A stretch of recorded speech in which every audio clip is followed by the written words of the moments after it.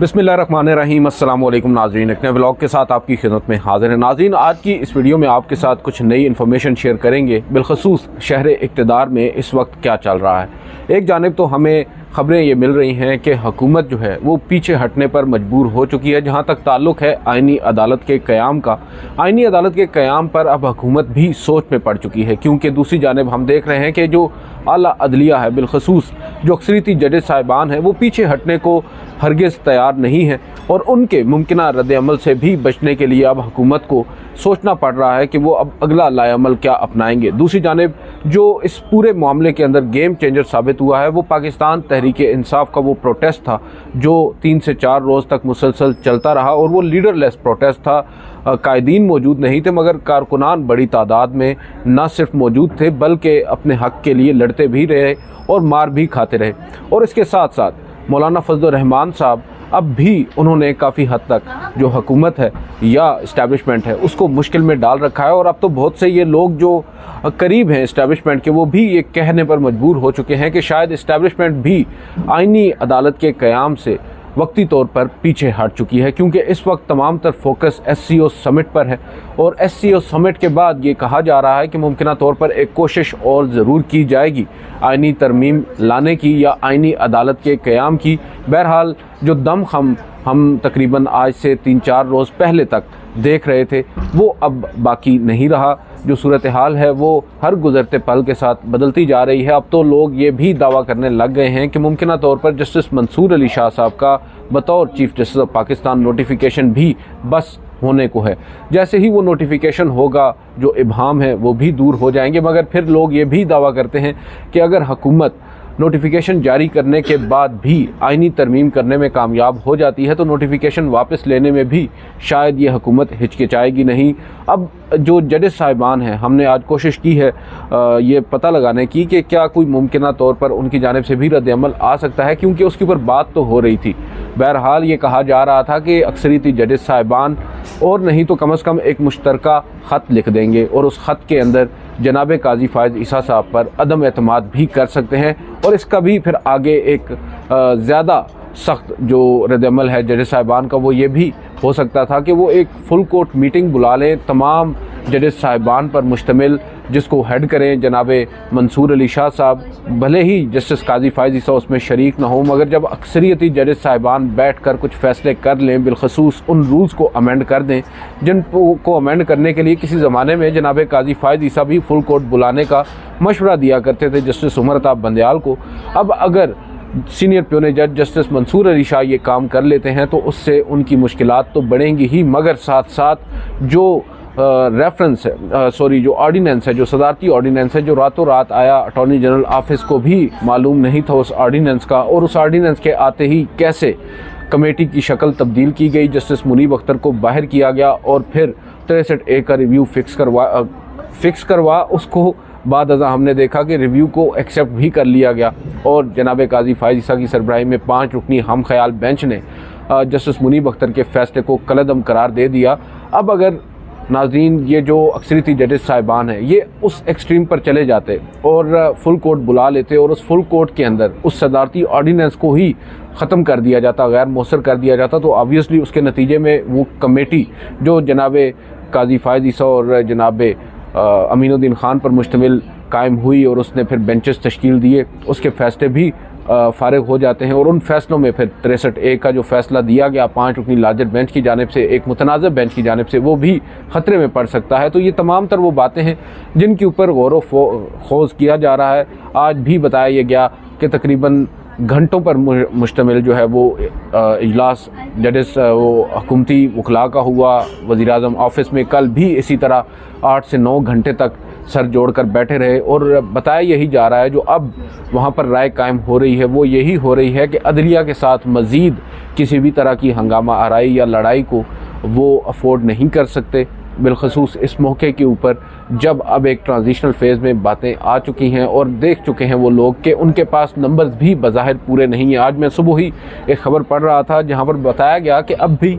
तकरीबन हुकूमती साइड के 10 से 15 अरकान असम्बली, चाहे वो कौमी असम्बली के मेंबरान हों या फिर सेनेट के, वो दोनों ही बैरून मुल्क हैं, उनको भी वापस लाना है। कोशिश तो हो रही है, मगर कई लोग तो इनकारी भी हैं कि वो वोट नहीं देंगे इस आइनी तरमीम पर। नाज़रीन, इस चीज़ को यहाँ पर जहन में रखना होगा कि ये आइनी तरमीम अब डिसाइड करेगी उन अरकान का फेट भी जिन्होंने तकरीबन 2 से 2.5 साल के बाद दोबारा से अवाम में जाकर वोट लेना है। इसी तरह वो वकला जो आज इस आइनी तरमीम को सपोर्ट कर रहे हैं, कल को उन्हें भी इंतखाबात में जाना है, अपनी कंस्टिट्यूंसी में जाना है। आज फैसल सिद्दीकी साहब मतीउल्लाह जान साहब के प्रोग्राम में कह रहे थे कि उनकी प्रैक्टिस तो हाल ज़्यादा से ज़्यादा 10 से 15 साल बाकी रह गई है, मगर जो यंग लॉयर्स हैं, जो न सिर्फ रावलपिंडी इस्लामाबाद बल्कि लाहौर, कराची, पाकिस्तान भर के यंग लॉयर्स हैं जो अभी अभी नए नए वकला बने हैं, वो इनके साथ क्या करेंगे ये भी वक्त बताएगा। क्योंकि जो आइनी तरमीम लाई जा रही है इससे तो पूरी आप देख लें जो अदालती ढांचा है उसको ही तब्दील किया जा रहा है और इस सुप्रीम कोर्ट को महज एक सेशन कोर्ट का दर्जा देने का फ़ैसला हो रहा है। तो ये जो चीज़ें हैं इससे वकला बरादरी जो है वो काफ़ी हद तक मुस्तरब भी है। बहुत से लोग ये कहते हैं कि हम वकला बरादरी की बात करते हैं, मगर दूसरी जानिब जो वकला के बड़े धड़े हैं जो इस वक्त बरसरे इक़्तिदार हैं, चाहे वो पाकिस्तान बार कौंसिल हो या सुप्रीम कोर्ट बार एसोसिएशन, सबसे बड़ी जो बार की बॉडीज़ हैं, जब वो ही इस आइनी तरमीम को सपोर्ट कर रही हैं तो दीगर वकला जो इंडिपेंडेंट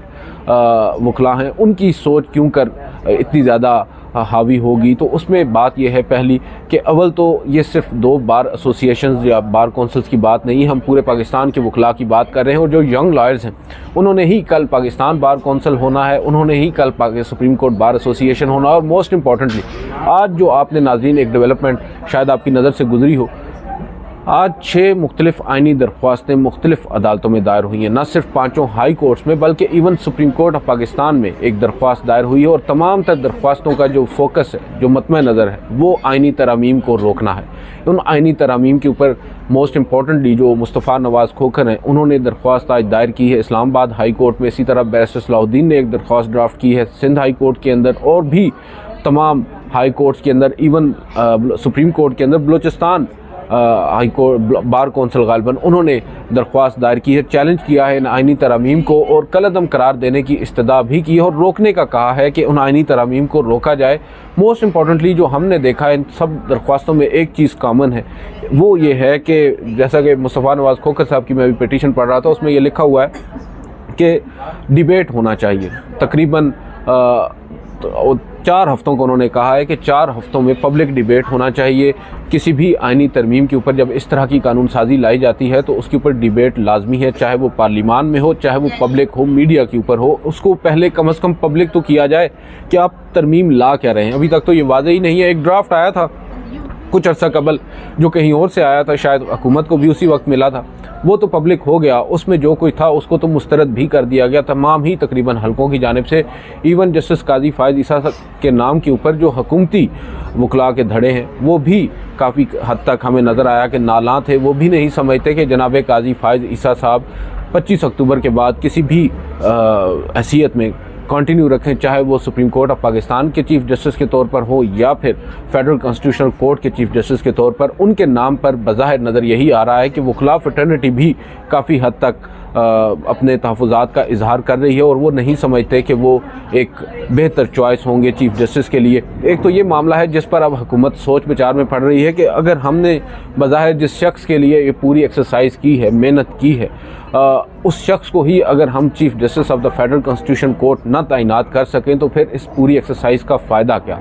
क्योंकि अगर फेडरल कॉन्स्टिट्यूशन कोर्ट के चीफ जस्टिस के तौर पर जस्टिस काजी फ़ायज़ ईसा नहीं होंगे तो कोई और होगा, और वो कोई और शायद वो कुछ ना कर सके जो जनाब काजी फ़ायज़ ईसा साहब से ये हुकूमत एक्सपेक्ट कर रही है। गो के जो ग्राउंड रियलिटीज़ हैं वो तब्दील भी हो जाती हैं। आज जो जनाब काजी फ़ायज़ ईसा साहब कह रहे हैं मुमकिन तौर पर फेडरल कॉन्स्टिट्यूशन कोर्ट के चीफ जस्टिस बनने के बाद उनकी राय भी तब्दील हो जाए, जैसा कि तकरीबन 17 सितंबर से पहले उनकी राय क्या थी और आज वो क्या कर रहे हैं, ये सब भी हमारे सामने है। और फिर हुकूमत को ये भी नज़र आ रहा है कि आज जो जनाब काजी फ़ायज़ ईसा हमारे सामने कर रहे हैं या पाकिस्तान तहरीक इंसाफ को फिक्स करने में जो हुकूमत की वो मदद कर रहे हैं डायरेक्टली और इनडायरेक्टली, वो शायद ना कर पाएँ। और फिर हो सकता है आज जहां पाकिस्तान तहरीक इंसाफ के ख़िलाफ़ फ़ैसले आ रहे हैं, कल को उनके हक़ में भी वो फ़ैसले आ सकते हैं। लिहाजा हुकूमत या इस्टेब्लिशमेंट ये भी अफोर्ड नहीं कर सकती कि एक आज़ाद मंच शख्स जो है वो फेडरल कॉन्स्टिट्यूशन कोर्ट का चीफ जस्टिस हो। मगर दूसरी जानिब हम देख रहे हैं जो इतलात हैं वो यही हैं कि ये शायद तमाम तर वो रीज़निंग है या वजूहात हैं जिसकी बुनियाद पर हुकूमत अब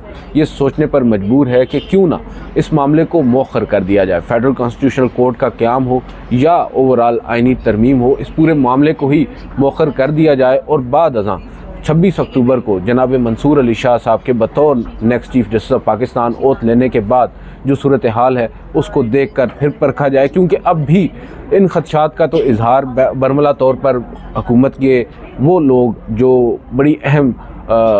सीटों पर बैठे हैं, या फिर आप कह सकते हैं कि वो लोग जो काफ़ी अहम लोग हैं, वो लोग भी अब ये कहने पर मजबूर हैं, उन्हें भी ये डर है कि अगर justice Mansoor Ali Shah chief justice बन गए तो शायद 8 फरवरी के इंतखाबात के ऊपर भी कुछ सख्त फैसला आ सकता है। और इस हुकूमत को जो बहुत से लोग ये समझते हैं कि फॉर्म 47 की जो इलास्टिक की शलवारें हैं वो पहनकर आज ईवान में बैठी है, इसको घर जाना पड़ सकता है। और बहुत से लोगों के मुताबिक शायद उनका ये ख़दशा, उनकी ये जो अंडरस्टैंडिंग है या उनका जो डर है वो जायज़ भी है।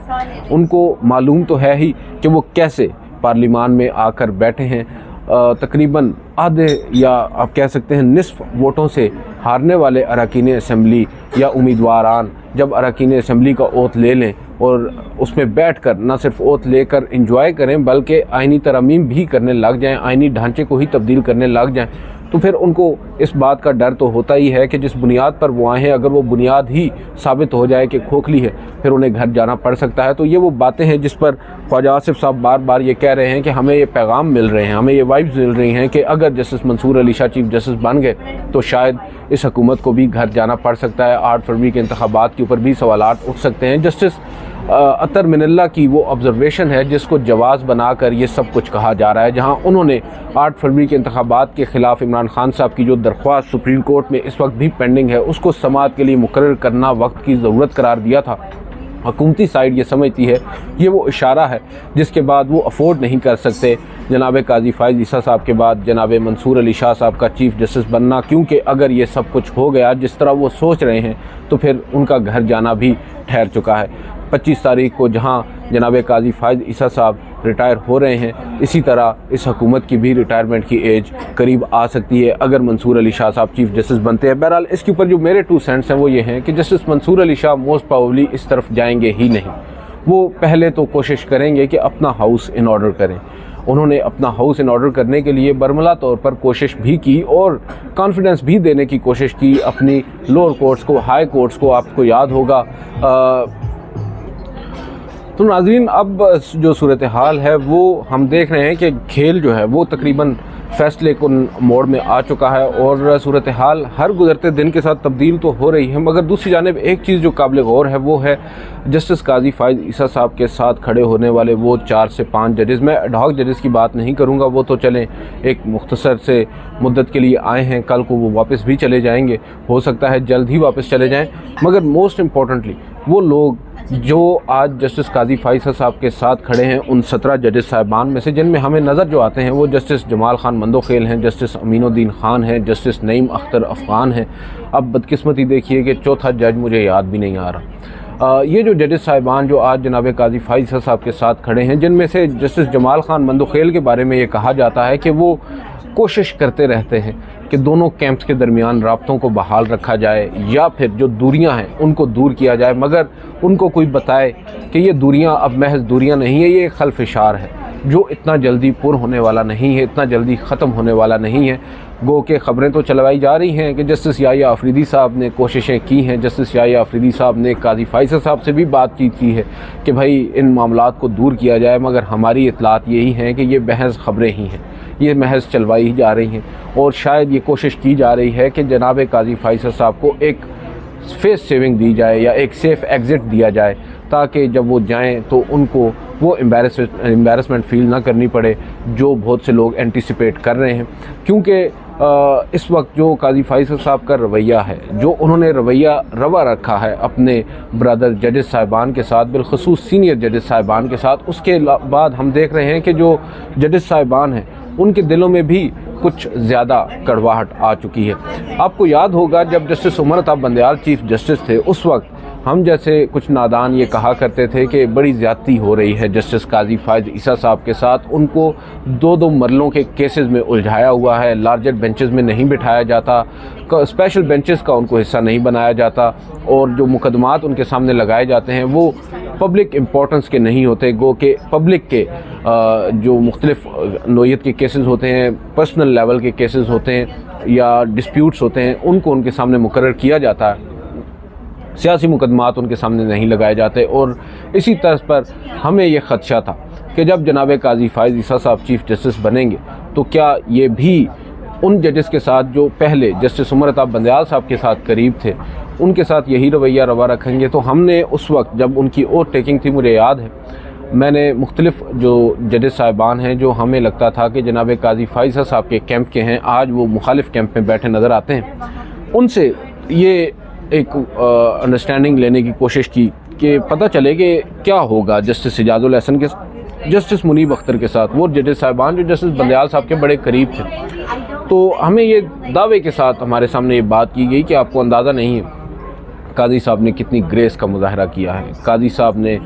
कैसे इन जजेस साहिबान को साथ लेकर चलने का सोचा है, और एक यूनिटी आपको नज़र आएगी आइंदा आने वाले दिनों में। बहरहाल वो यूनिटी तो नाजरीन आज हमें अल्हम्दुलिल्लाह नज़र आ रही है। जो दूरियां थीं वो दूरियां अब बहुत बढ़ चुकी हैं। जो जस्टिस उमर अता बंदयाल साहब के दौर में मामलात थे, अब उससे 10 गुना ज़्यादा वर्सन हो चुके हैं, और अब बदकिस्मती के साथ झूठे बयानिए भी सामने आ रहे हैं। जो चीज़ें हुई नहीं हैं उनको बयान किया जा रहा है कि वो हुई हैं। इस तरह के जो मामलात हैं नाज़रीन, ये बड़े ही गैर मुतवक्के हैं, और इस सब में अब लोग ये कह रहे हैं कि उन जजेस साहिबान के साथ लेट से जस्टिस मंसूर अली शाह साहब अगर चीफ जस्टिस बन जाते हैं तो वो क्या रवैया रखेंगे। तो बज़ाहिर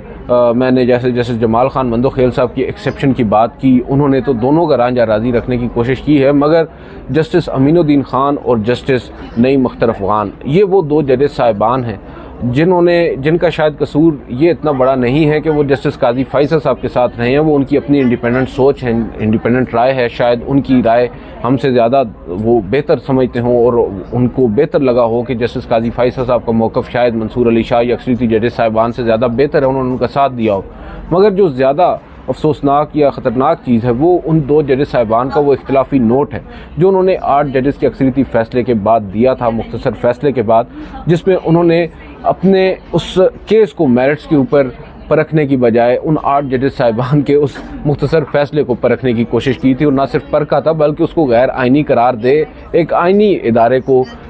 उसको बाकायदा तौर पर ये पैगाम दिया था कि आप इस अदालती गैर आइनी फ़ैसले पर अमल दरामद के पाबंद नहीं हैं। ये मैं समझता हूँ कि वो दरार है जो इन 2 जजेस साहिबान ने जनाब काजी फायद ईसा साहब की खुशनुदी हासिल करने के लिए शायद एक डाली, और इनके अपने हक़ में ये बड़ी आप कह सकते हैं कि ख़तरनाक साबित हो सकती है आइंदा आने वाले दिनों में। गो के जस्टिस मंसूर अली शाह और जस्टिस काजी फायद साहब में एक बहुत फ़र्क है, उनकी तबीयत में बहुत फ़र्क है, मगर ये जो नोट था, जो इख्तिलाफी नोट था, बहुत से लोग ये समझते हैं, कानूनी हल्के ये समझते हैं कि ये काफ़ी महंगा पड़ सकता है उन 2 जजेस साहिबान को। यहाँ पर बात सिर्फ उस किसी एक बेंच में बैठने की या लार्जर बेंचेस में ना बैठने की नहीं होगी, बल्कि मामलात इससे भी आगे की तरफ जाएंगे। हमने भी हाल ही में जस्टिस बाकर नजफी साहब का भी हाल देखा है, किस तरह उनकी एलिवेशन नहीं हुई as chief justice of Lahore high court, senior जज होते हुए भी आपको मालूम है उनके भी कुछ फ़ैसले थे जिन पर जनाब काजी फायद साहब बड़े नालां थे,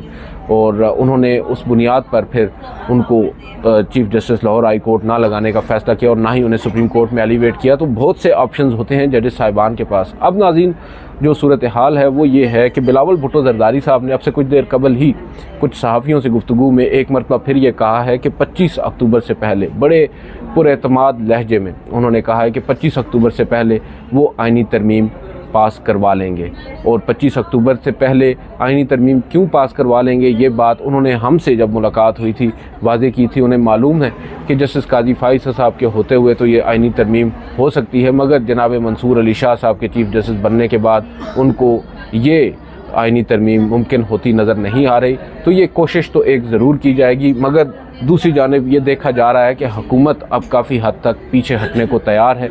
और हुकूमत को भी ये अंदाज़ा हो चुका है कि शायद अब इससे भी ज़्यादा थोड़ा सा वो आगे बढ़े तो उनको लेने के देने पड़ सकते हैं। आज की इस वीडियो से इतना ही, इजाज़त दीजिए, अल्लाह हाफ़िज़।